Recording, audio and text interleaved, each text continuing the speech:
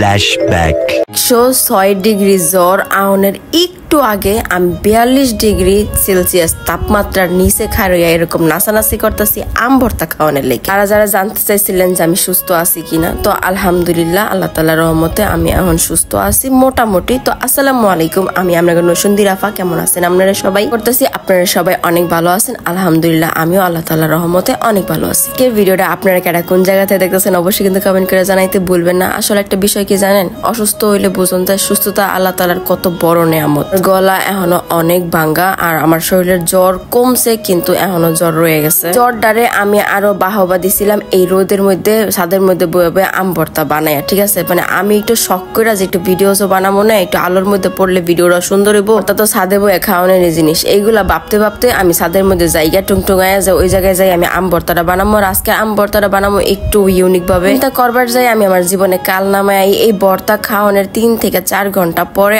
আমার কাঁপুনি দেওয়া জ্বর আহে, লিটারেলি আমার মাথা ঘুরানো শুরু করে দেয়। এরকম জ্বর আমি কখনো পোহাই নাই, ব্লগেও রেগুলার ছিলাম না, আপনারা দেখছেন। তার কারণ একটাই, কারণ হলো এরকম জ্বর নিয়ে মানে হাত আমি লিটারেলি উঠাইতে পারতেছিলাম না। আমার যে কত ধরনের সমস্যা হয়েছে এই দুঃখের কথা আপনি করে আর কি কমুকন। হ্যালো বন্ধুরা, আইপিএল শুরু হয়ে গেছে। 1x থেকে একটি বড় কন্টেস্ট অর্গানাইজ করেছেন যেখানে অনেক ভালো প্রাইজ বন্ড রয়েছে।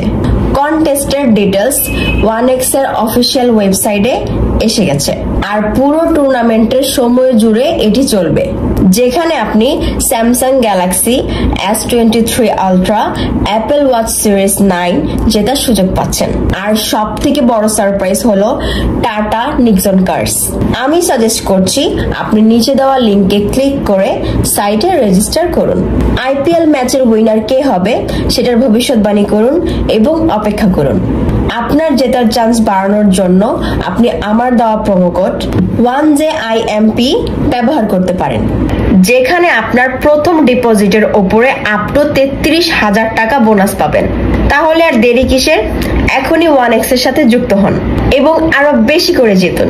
পাপারে আমি কয়ে দিছিলাম আগে থেকেই যে আমার লাগে প্লিজ অনেকগুলা আম আনা রেখে যেত, আম গাছ এরকম নাই। আর চুরি করে আম খাওয়ার যে বিষয়টা এটা করতাম যদি কিনা আশপাশে থাকতো এরকম ভাবে, কিন্তু সব এত দূরে দূরে মানুষের ছাদের উপরে ইচ্ছা গেছে কইরা আমগুলা দুইয়া লইলাম। দুইয়া লওয়ার পরে এদিকে এলাকা আরেকজন আছে, তো উনি এলাকা বয়ে বয়ে তেঁতুল গুলা রিয়া করাইতেছে। তো আজকে আম ভর্তার মধ্যে আমরা দিমু তেঁতুল, তারপরে দিমু লেবু পাতা।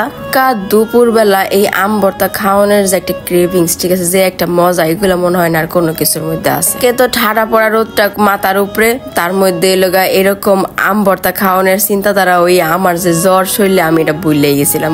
যত যাই করি না কেন ছোটবেলা যে একটা আম ভর্তা খাওয়ানোর মজা ছিল, এই মজাটা এখন জানি কেন হারাই গেছে। তো ব্যাগের ভিতরে করে আম লয়ে যেতাম গা, আরেকজন ছুরি লয়ে তো আরেকজন লবণ মরিচ মিশাই নিয়ে তো ক্লাসের ফাঁকে ফাঁকে টুকটুক করে কামড়দা ভাঙা ভাঙা সবাই খাইতাম। দিনের উপরে কি আর কোনো দিন আছে? হ্যাঁ, তো যাই হোক আমি এই জায়গায় সুন্দর করে আমগুলারে পয়লা লইতেছিলাম। তো আমার আবার আমার খরগোশে আইনা দিছিল পলো নিজে, ওইটা দিয়ে গ্রাইন্ড করতাম। পরে কইলাম যে না, আম ভর্তা যদি হালকা একটু মুহের মধ্যে নাই বাজে, একটু নাই চাবাইতে পারি তাইলে কি আর হইলো। তো আমি ভালো মতন করে বডি দিয়ে পয়লা লইতেছিলাম। এই কাজকর্মের ব্যাপারে আলহামদুলিল্লাহ যথেষ্ট পটু, মানে যা যা কাজকর্ম করানোর দরকার সবকিছুই করতে পারি। আর দেরিকে গাইমে আমার শোল্ডার টপ টপ করে পানি পড়তেছিল গরমে। এবারে নিখুঁত ভাবে সবগুলা পয়লা লইতেছিলাম। ওদিকে তেঁতুলটাও রেডি করা হয়ে গেছে, ধনিয়া পাতা আর ওই লগে লেবু পাতাও রাখা দিছি, লগে দিমু কাসন্দি, চিনি, লবণ, মানে যা যা লাগে আর কি। এসব আম ভর্তা হইলে হয় কি জানেন, ভুগনা মরিচ পুরাইয়া দিলে বেশি মজা লাগে, কিন্তু এরা বুঝতে পারে না। এরা মনে হয় একবার টাইলে লয়েছে, কিন্তু হালকা চোকলা পুরা পুরা বানাই লয়েছে। আর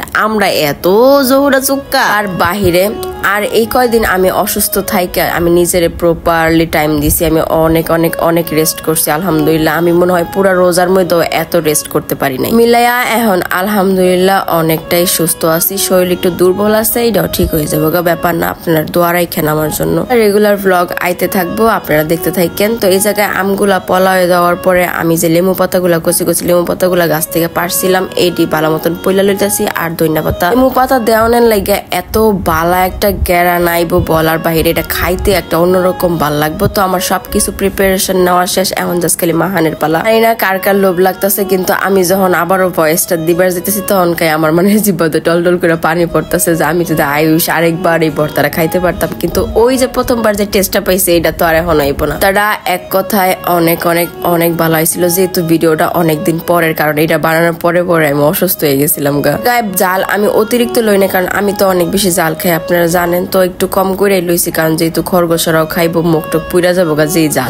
আমার আতি জ্বলতা ছিল, কারণ আমি অনেকদিন হয়েছে এমন করে মরিচ দৌড়ি না, ঠিক আছে, আর দইরা লগে লগে আমার চামড়াটা আমরা সব মনে জ্বলা শুরু হয়ে গেছে। যাই হোক, এরপরে লেবু পাতারে দিয়া ধনিয়া পাতারে দিয়ে আগেও কসলাই লইলাম, পরে দিয়ে দিলাম সবগুলা আম, আর দিয়ে দিলাম যে তেঁতুল টুকা রাখছিলাম তেঁতুলের পানি সহ। এমনি আমরা এত সুক্কা, তার মধ্যে তেঁতুল দিয়েছিলাম, পরে এটা যে এত সুক্কা হইছে বাপরে বাপ, মাথার তাল্লার যতগুলা চুল আছে সব পড়ে যাবো গা। এইরকম করে আম ভর্তা কেটা কেটা বানায় খাইছেন অবশ্যই কিন্তু কমেন্ট করে জানাইতে ভুলবেন না। আর যদি না খায়া থাকেন এইভাবে অবশ্যই একবার হইলো বানায় খায়া দেখবেন কি স্বাদ যে লাগে। তো এই জায়গায় আমি দিয়ে দিলাম চিনি, যেহেতু দুইটাই অনেক টক, চিনি না দিলে খাওয়ান যাবো না।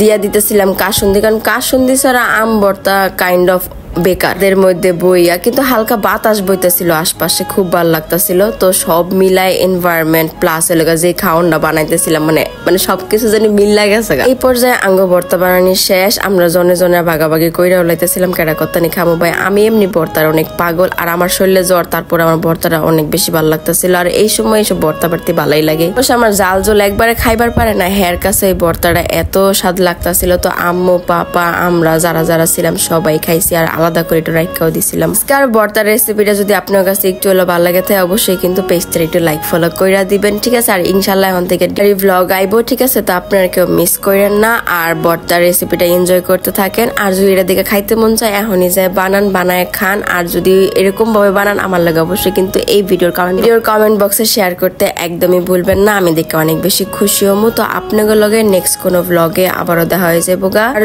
অনেক রোদ, সবাই প্লিজ একটু সেফ থাকেন নিজের মতন কইরা, ঠিক আছে। তো দেখা হইব অন্য কোনো ব্লগে। এই পর্যন্ত আপনাকে সবাই জানাইতেছি আমার তরফ থেকে আল্লাহ হাফেজ।